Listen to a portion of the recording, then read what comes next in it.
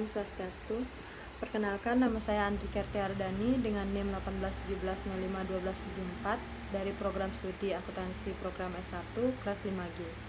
Dalam rangka memenuhi tugas ujian tengah semester akuntansi keuangan lanjutan 1, di sini saya akan membawakan pembahasan soal mengenai materi akuntansi investasi saham.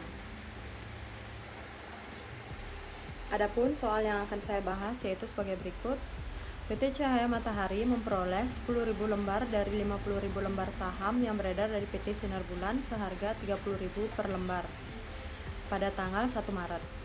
Laba bersih dari PT Sinar Bulan untuk tahun tersebut adalah 60 juta rupiah dan dividen sebesar 30 juta rupiah telah dibayar pada tanggal 1 Juli. Jika pada tahun berjalan PT Sinar Bulan memperoleh laba bersih sebesar 40 juta rupiah dan dividen likuidasi saham memiliki nilai wajar sebesar 500 juta rupiah dan kemudian saham diklasifikasikan sebagai saham yang tersedia untuk dijual, maka soal yang pertama yaitu tentukan metode yang dipergunakan dalam perhitungan investasi antara PT Cahaya Matahari dengan PT Sinar Bulan. Lalu yang kedua, buatlah catatan akuntansi investasi saham yang dilakukan oleh PT Cahaya Matahari pada PT Sinar Bulan dengan menggunakan metode nilai wajar atau biaya.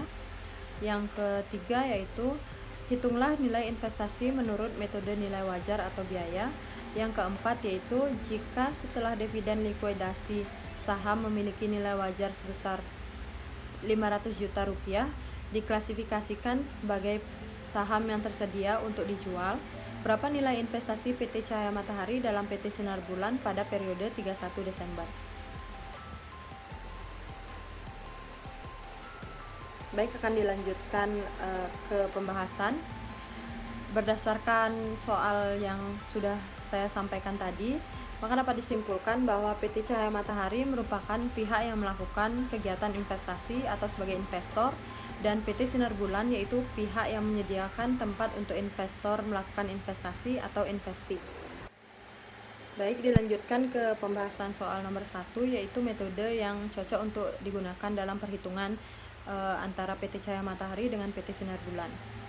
Pada kasus ini PT Cahaya Matahari memiliki saham kurang lebih 20% pada PT Sinar Bulan, sehingga jika disesuaikan pada setiap karakteristik pada metode dasar akuntansi, setiap perhitungannya dilakukan menggunakan fair value cost method atau metode nilai wajar atau biaya. Kepemilikan 20% ini didapatkan dari 10.000 lembar saham yang dimiliki oleh PT Cahaya Matahari dibagi 50 lembar saham yang dikeluarkan oleh PT Sinar Bulan dikali 100%, maka didapatkan hasil 20%. Lanjut ke pembahasan soal nomor 2 yaitu buatlah catatan akuntansi investasi saham yang dilakukan oleh PT Cahaya Matahari pada PT Sinar Bulan dengan menggunakan metode nilai wajar atau biaya. Berdasarkan soal yang sudah saya jelaskan tadi, maka dapat dilihat terdapat 3 transaksi yang terjadi dan akan dicatat pada pembukuan sebagai berikut. Yang pertama yaitu pada tanggal 1 Maret terjadi transaksi pengakuan investasi saham sebesar 300 juta. 300 juta ini didapatkan dari hasil perkalian antara jumlah lembar saham yang dimiliki oleh PT Cahaya Matahari dikali dengan harga saham yang dikeluarkan oleh PT Sinar Bulan yaitu 30.000. Sehingga pada pembukuan akan dicatat investasi dalam PT Sinar Bulan sebesar 300 juta rupiah di debit dan kas sebesar 300 juta rupiah di kredit. Lalu transaksi kedua yaitu pada tanggal 1 Juli transaksi pendapatan dividen sebesar 6 juta. 6 juta ini didapatkan dari hasil kali dividen yang didapatkan PT Sinar Bulan dengan persentase kepemilikan saham PT Cahaya Matahari, sehingga 30 juta dikali 20% sama dengan 6 juta. Dalam pembukuan akan dicatat kas di debit sebesar 6 juta dan pendapatan dividen di kredit sebesar 6 juta. Lalu transaksi ketiga yaitu terjadi pada tanggal 31 Desember yaitu penyesuaian pendapatan dividen sebesar 2 juta. 2 juta ini didapatkan dari hasil kali antara persentase kepemilikan saham PT Cahaya Matahari dengan laba tahun berjalan dikali setengah, yaitu 40 juta dikali 20% dikali setengah atau 0,5 mendapatkan hasil 4 juta. Lalu hasil tersebut dikurangi dengan pendapatan dividen pada tanggal 1 Juli sehingga mendapatkan hasil 2 juta. Dan pada pembukuan akan dicatat pendapatan dividen sebesar 2 juta di debit dan investasi dalam PT Sinar Bulan sebesar 2 juta di kredit. Lanjut ke pembahasan soal nomor 3, yaitu hitunglah nilai investasi menurut metode nilai wajar atau biaya.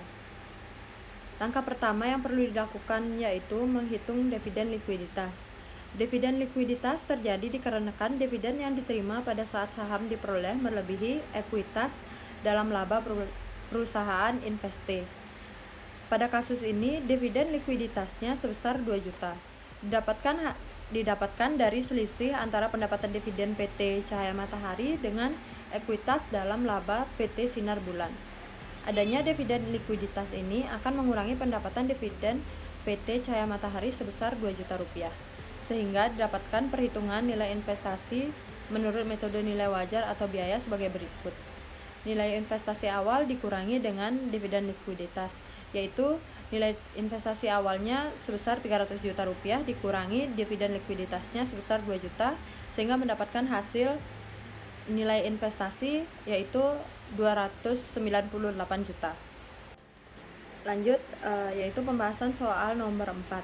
Jika setelah dividen likuidasi saham memiliki nilai wajar sebesar 500 juta rupiah diklasifikasikan sebagai saham yang tersedia untuk dijual, berapa nilai investasi PT Cahaya Matahari dalam PT Sinar Bulan pada periode 31 Desember? Tadi disebutkan bahwa nilai wajar diklasifikasikan sebagai saham yang tersedia untuk dijual. Jadi untuk mencari nilai investasinya akan digunakan rumus sebagai berikut. Nilai wajar saham dikurangi nilai investasi akhir sama dengan laba komprehensif. Perhitungannya yaitu nilai wajar saham sebesar 500 juta rupiah dikurangi nilai investasi akhir saham sebesar 298 juta. Maka didapatkan hasil laba komprehensif lainnya yaitu 202 juta. Pada jurnal akan dicatat untuk dijual ke nilai pasarnya sebesar 202 juta di debit dan laba komprehensif lainnya di kredit sebesar 202 juta. Sekian presentasi pembahasan soal untuk memenuhi tugas ujian tengah semester akuntansi keuangan lanjutan 1. Jika ada salah kata, mohon dimaafkan, dan jika ada masukan bisa komen di bawah. Terima kasih. Om Swastiastu, perkenalkan nama saya Andri Kertiardani dengan NIM 1817051274 dari program studi akuntansi program S1 kelas 5G. Baik, dalam rangka memenuhi tugas ujian akhir semester mata kuliah akuntansi keuangan lanjutan 1, di sini saya akan membawakan pembahasan soal mengenai materi bab 5 yaitu laba atas transaksi antara perusahaan dan persediaan. Berikut contoh soal yang akan saya bahas yaitu PT Bintang mendirikan sebuah anak perusahaan yaitu PT Awan pada tahun 2019 untuk menjual lini produk PT Bintang.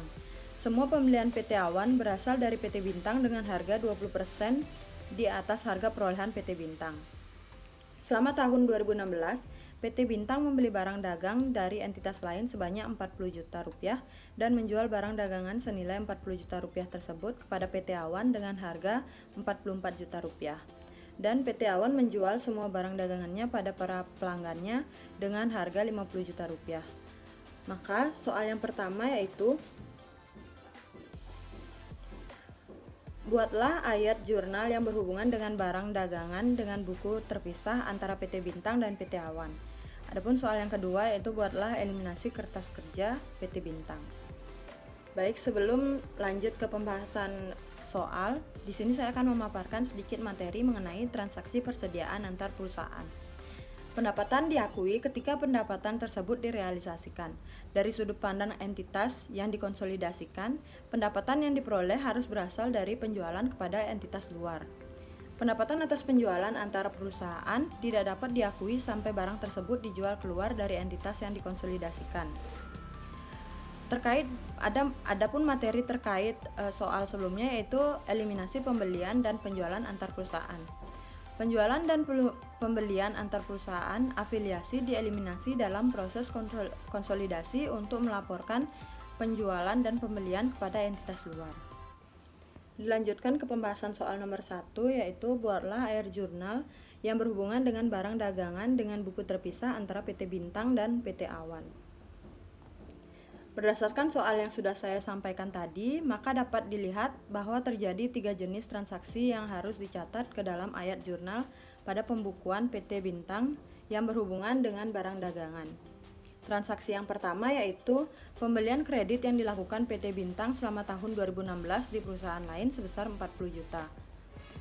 Dalam pembukuan dicatat persediaan sebesar 40 juta di debit dan hutang dagang sebesar 40 juta di kredit. Lalu transaksi kedua yaitu penjualan barang dagang ke PT Awan sebesar 44 juta. Dalam pembukuan ayat jurnalnya yaitu piutang usaha pada PT Awan sebesar 44 juta di debit dan penjualan di kredit sebesar 44 juta juga. Lalu transaksi yang terakhir yaitu pencatatan harga pokok penjualan kepada PT Awan sebesar 40 juta. Pada pembukuan ayat jurnalnya dicatat sebagai berikut, yaitu harga pokok penjualan sebesar 40 juta di debit dan persediaan sebesar 40 juta di kredit. Lalu pada PT Awan terdapat juga 3 transaksi yang berhubungan dengan barang dagangan.